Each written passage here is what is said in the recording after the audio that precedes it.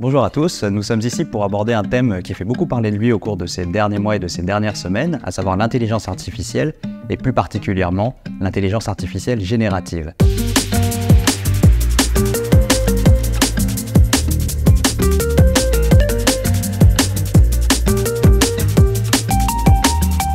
Ces intelligences artificielles vont venir un peu bouleverser notre quotidien et surtout se traduisent en opportunités d'investissement pour nous. Nous avons identifié 3 sous-thèmes qui nous semblent particulièrement intéressants. Le premier, ce serait de manière assez évidente les semi-conducteurs, puisque ce sont réellement l'infrastructure derrière ces modèles d'intelligence artificielle. Ce sont les processeurs qui sont nécessaires pour les entraîner et pour finalement les déployer et les mettre en application.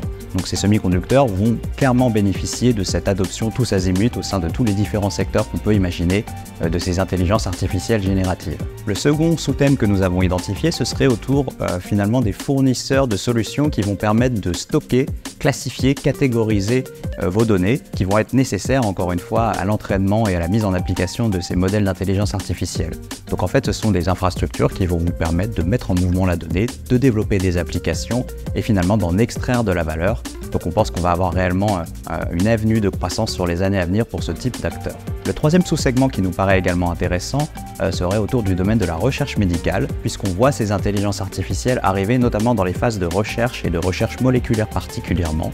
On a par exemple des algorithmes qui sont capables de combiner des centaines de milliers de molécules, de réaliser des simulations autour d'elles pour vérifier si elles peuvent être applicables pour le traitement d'une maladie spécifique qui la plupart du temps ne sont pas ou très mal adressées aujourd'hui. Donc on va pouvoir accélérer les temps de recherche, réduire finalement les taux d'échec aussi dans les phases de clinique en mieux catégorisant et en mieux identifiant les molécules qui pourraient être porteuses, et tout ça dans un temps qui est beaucoup plus réduit comparativement à ce que l'être humain est capable de faire tout seul.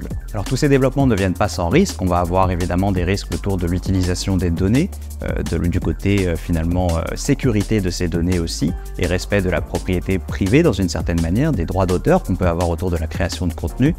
Donc on a un premier risque ici, et on va avoir aussi des risques réglementaires par exemple. On ne sait pas encore exactement comment ces intelligences artificielles vont être encadrées, quel sera le cadre réglementaire finalement. Mais c'est aussi une opportunité la réglementation, car ça va permettre probablement de faciliter l'adoption chez des entreprises ou des acteurs qui sont un peu plus timides, qui n'ont pas encore de cadre parfaitement défini.